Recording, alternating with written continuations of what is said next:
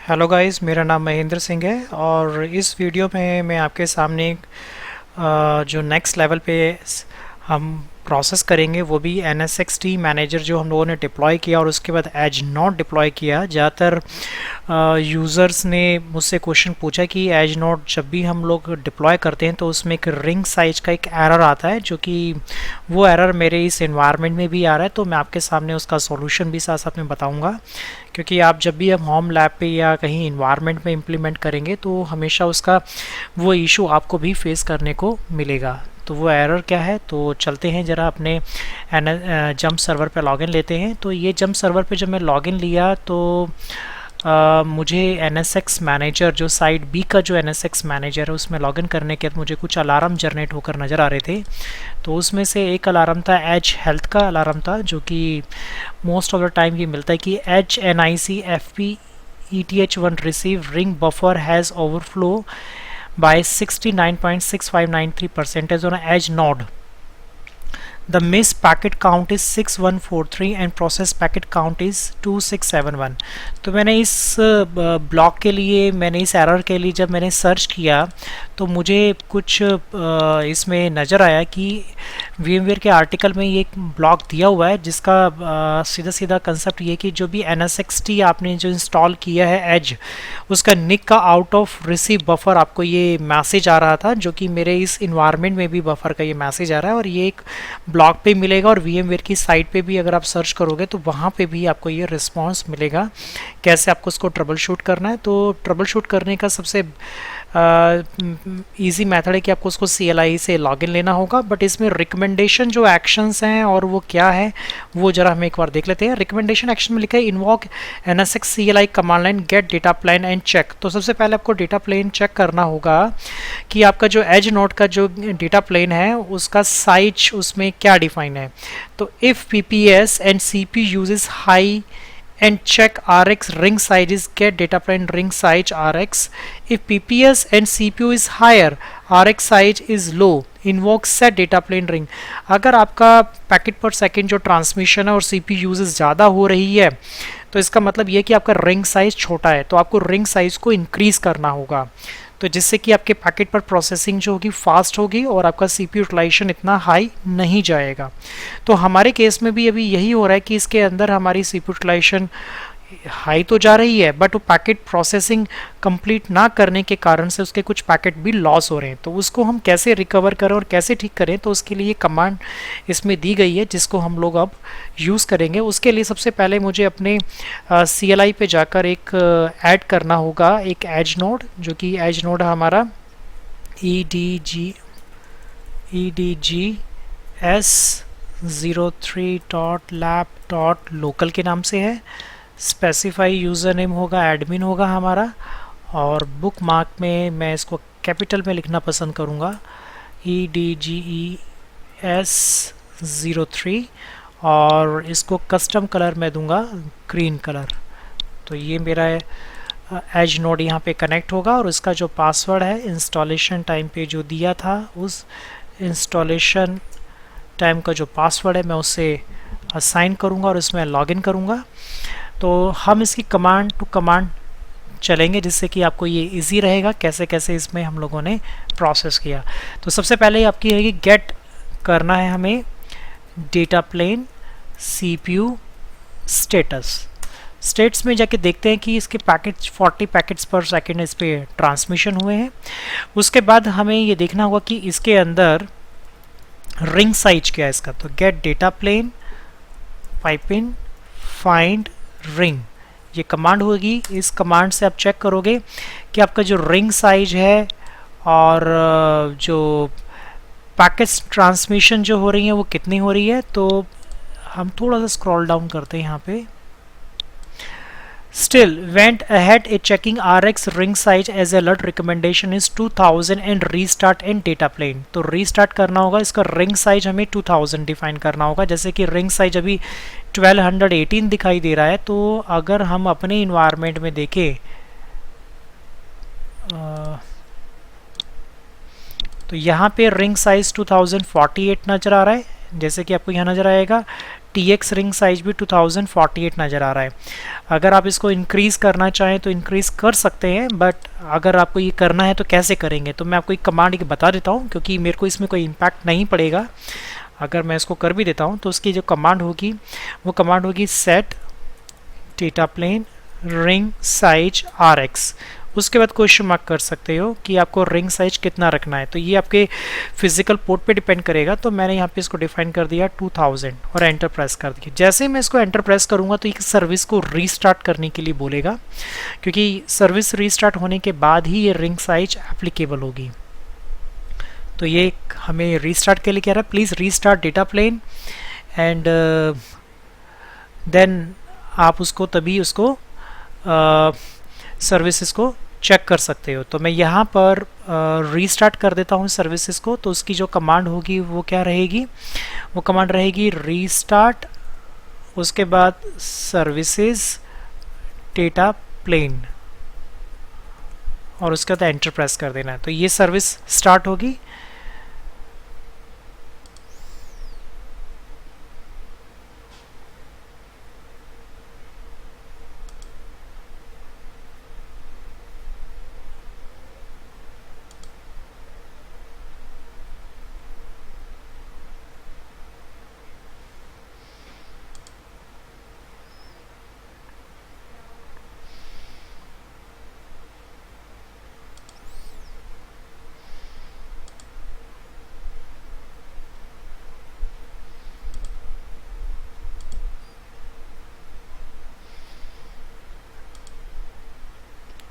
ठीक है, सर्विस इसकी रीस्टार्ट हो गई है। और उसके बाद दोबारा से हम इसका रिंग साइज चेक करेंगे। तो रिंग साइज अब इसका 2000 इसका ये कन्फिगर दिखा रहा है। आप इसको बढ़ाना चाहें तो बढ़ा सकते हैं, तो एज़ पर आपकी रिक्वायरमेंट के अकॉर्डिंगली ये बढ़ भी सकता है। तो ऐसे ही मैं एक और सेशन एक और ऐड कर लेता हूँ, जो कि मेरा एक और एज नोड होगा EDGES04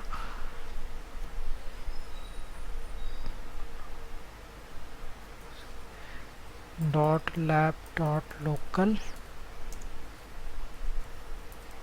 एडमिन बुकमार्क में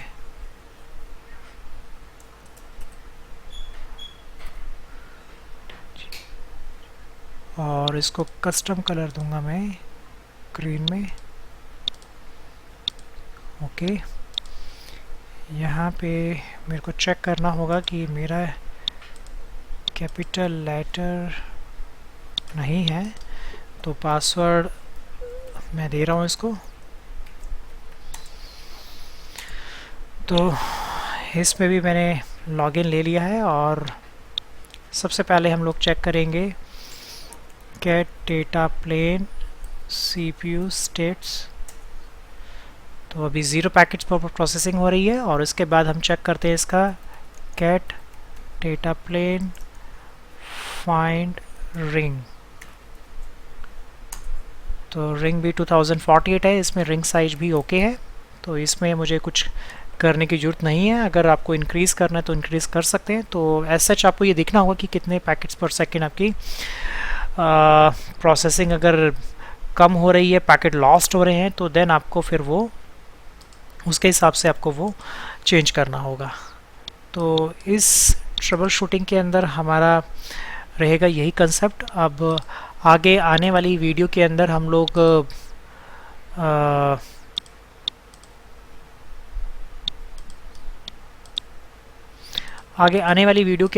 अब इसमें जो करने जाएंगे ग्लोबल मैनेजर की इंस्टॉलेशन करेंगे।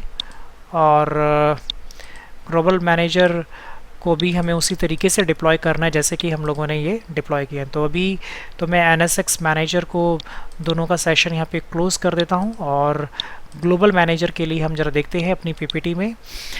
तो PPT में देखते हैं तो ग्लोबल मैनेजर के लिए हमें प्राइमरी साइट पर जो ग्लोबल मैनेजर होगा उसका NSXG01 डेटा 01 lab.local के नाम से, और उसका IP 30 रहेगा NSXG01 VIP lab.local। तो ये इस नाम के पहले हम रिकॉर्ड क्रिएट कर लेते हैं। तो रिकॉर्ड क्रिएट करने के लिए हमें अपने DNS सर्वर पे लॉगिन लेना होगा। तो चलते हैं अपने DNS पे।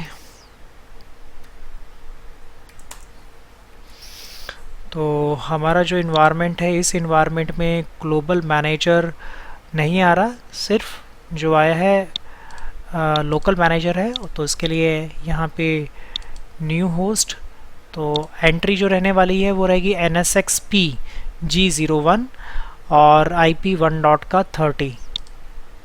तो यहाँ पे होगा NSXP G01 और इसके बाद हमारा जो IP आएगा 10.0.1.30 रहेगा। तो हम एक बार दोबारा रिकॉर्ड चेक कर लेते हैं। NSXP 01 NSXP G01 और उसका IP 10.0.1.30। तो ये हमने इसकी एंट्री ऐड कर दी। फिर एक और NSXP G01 हाइफन VIP, ये हमारा VIP होगा और इसका IP नेक्स्ट IP होगा जो कि 31 रहेगा। इसको भी यहाँ पे हम लोग ऐड कर देते हैं। तो ये दो एंट्री मेरी तैयार हो गई है और इसको मैं रिफ़्रेश करता हूँ और अपने 10 वाले ब्लॉक में जाकर देखता हूँ कि इसमें दो एंट्री और आएंगी 30 और 31। तो यहाँ पे ये एंट्री हमें यहाँ पे नज़र आ रही है। ऐसे ही मुझे अपनी एक और एंट्री बनानी होगी जो कि साइड B के लिए होगा। साइड B के लिए हमारा बनेगा NSXS बनेगा। तो उसमें IP 100.30 और 100.31 होगा। तो वो भी रिकॉर्ड हम क्रिएट कर लेते हैं। तो वो भी मैं रिकॉर्ड बाद में भी क्रिएट करना होता तो हम पहले ही क्रिएट करके चलते हैं। NSX हमारा नाम हो गया उसमें SG01 और इसका जो IP रहने वाला है 10.0.100.30 रहेगा। इसको भी हम लोग ऐड करेंगे और डन किया। फिर एक और NSXS G01 हाइफन VIP और इसका जो IP रहेगा 10.0.100.31 रहेगा और इसको भी ऐड किया और डन। तो यहाँ पे ये एंट्री बन गई है। तो अब ज़रा यहाँ पे रिफ़्रेश करके देखते हैं। तो 30 की एंट्री भी आ रही है और 31 की भी एंट्री हमें नज़र आ रही है। तो DNS रिकॉर्ड हमारी क्रिएट हो गए हैं। हम अपने DOS में चलते हैं और एक एक करके यहाँ पे NS लुकअप 10.0.1.30 को चेक करते हैं, एंट्री मिल रही है। 31 को भी चेक करते हैं, एंट्री मिल रही है। 100.30 को चेक करते हैं, इसकी भी एंट्री हमें मिल रही है और ये 31 की भी एंट्री हमें मिल रही है। तो नाउ ये हमारा जो था IP एड्रेस और नेम कन्वेंशन था वो हमने कॉन्फ़िगर किया। जैसे कि मैंने आपको पहले ही बताया था कि हमारा जो इन्वायरमेंट होगा वो इंफ्रा पे हम लॉगिन लेंगे और उसके बाद उसमें हम ये चेक करेंगे कि जो हमारा 234 होगा उस पर ग्लोबल मैनेजर जाएगा और 2.1.235 के ऊपर जो हमारा रहेगा secondary global manager as a standby रहेगा, जो एज ए स्टैंड बाई में काम करेगा। तो ठीक है, तो पहले हम 172.16.1.234 पे जाते हैं, राइट क्लिक करते हैं और डिप्लॉय OVF टेम्पलेट करेंगे, लोकेट अपलोड करेंगे फाइल। जैसे कि हमने हमारे पास सेम इमेज है और उसी इमेज को हम ISO इमेज OVF फाइल को कनेक्ट करेंगे इसमें। और अब इसके नाम जो रखेंगे वो NSXP G01.lab.local। तो ये हमारा NSX ग्लोबल NSX मैनेजर का नाम होगा। 234 पे इसको हम इंस्टॉल करेंगे और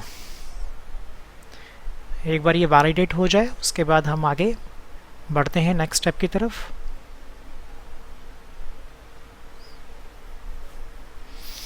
देन उसके बाद हम इसको नेक्स्ट पे क्लिक करेंगे। हमारा इन्वायरमेंट स्मॉल है क्योंकि हमें इतना ज़्यादा बड़ा इन्वायरमेंट नहीं चाहिए और हमारी जो स्टोरेज जो अवेलेबल है वो हमें सेकेंडरी 512 GB में 9900 GB स्पेस बचा है, तो हम इसी को यूज़ करेंगे जिसमें स्पेस हमारे पास काफ़ी है।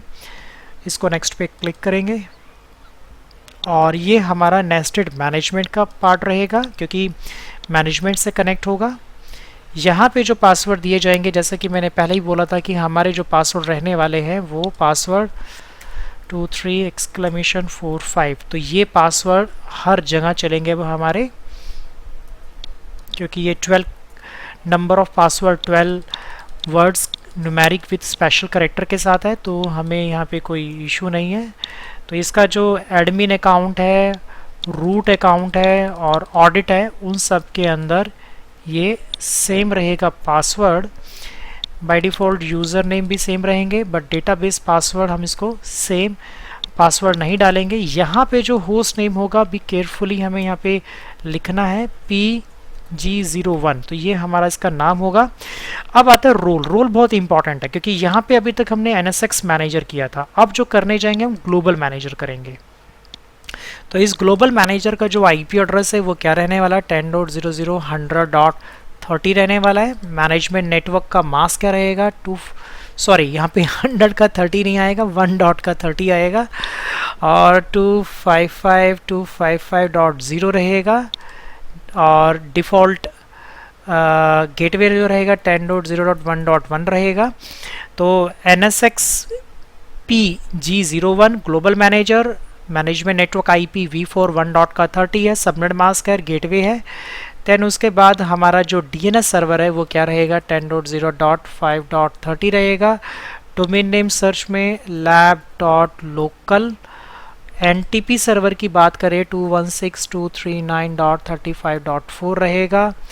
अब बारी आती है इनेबल करते हैं SSH, अलाउ करते हैं, सॉफ्टवेयर इंटीग्रिटी हम नहीं करेंगे। तो इसका मतलब ये हुआ कि रेस्ट ऑफ जो थिंग्स थी वो हम लोगों ने ब्लैंक रखेंगे। हमारी जो कंडीशंस हैं वो मैच कर गई हैं इसके साथ, तो हम लोग इसको आगे बढ़ते हैं, बट उससे पहले देखते हैं ग्रीन होना ज़रूरी है।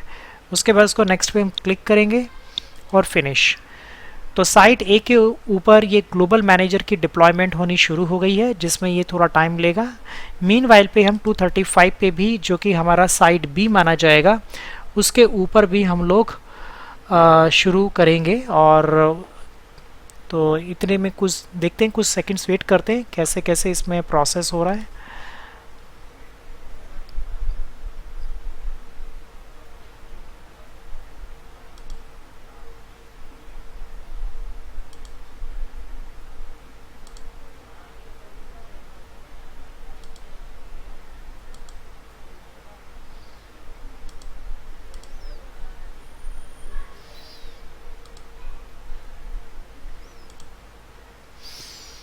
ठीक है, ये प्रोसेस होना शुरू हो गया। थोड़ा टाइम लेगा क्योंकि जब तक ये डिप्लॉय होता है तब तक हम लोग साइट B के लिए भी डिप्लॉय करना शुरू करते हैं यहाँ पे। तो यहाँ पे राइट क्लिक करेंगे,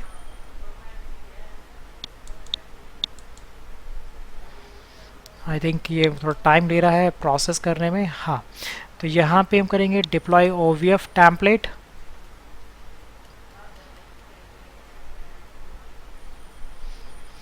उसके बाद हम इसको लोकल अपलोड करेंगे फाइल को, सेम वही फाइल जो हमारे पास है। नेक्स्ट,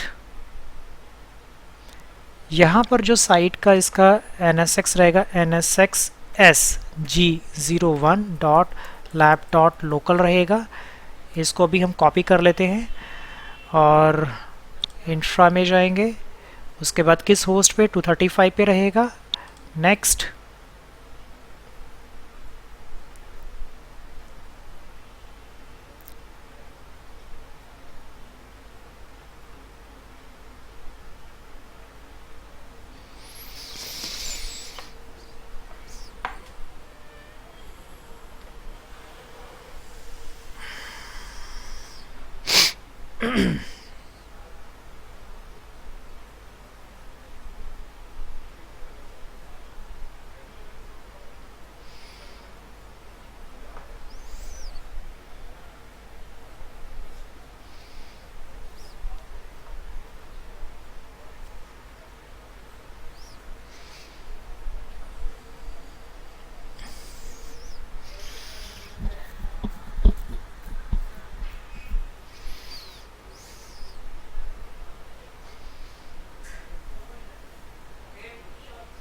ये जो हमारा NSX मैनेजर है ये कुछ वैलिडेट होने में टाइम ले रहा है, बट ये वैलिडेट हो गया है। इसको मैं नेक्स्ट पे क्लिक करूँगा, उसके बाद इसको स्मॉल सेलेक्ट करके नेक्स्ट पे क्लिक करूँगा। उसके बाद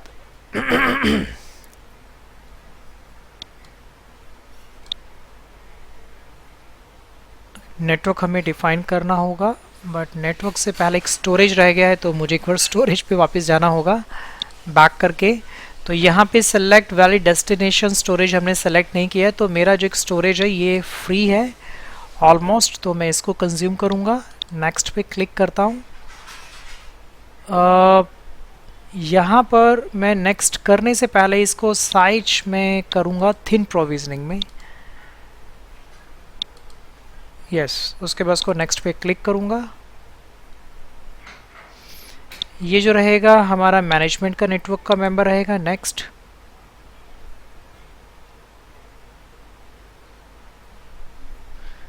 अब इसमें जो पासवर्ड्स रहेंगे, जैसे कि मैंने आपको पहले बोला था कि इसके जो पासवर्ड रहेंगे वही रखेंगे जो अभी तक हम लैब में इम्प्लीमेंट करते आए हैं। तो मैं 2 मिनट लूँगा, फटाफट ये कॉपी पेस्ट करता जाऊँगा। ये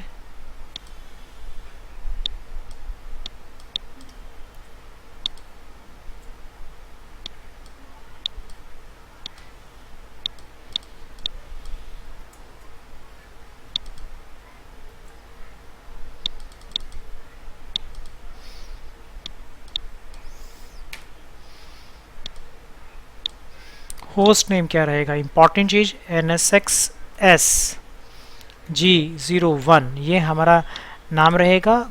ग्लोबल मैनेजर, इसका जो IP रहेगा 10.0.100.30। सबनेट मास्क की अगर बात करें 255.255.255.0। डिफ़ॉल्ट गेटवे 10.0.1.100.1 रहेगा, 100.1 रहेगा।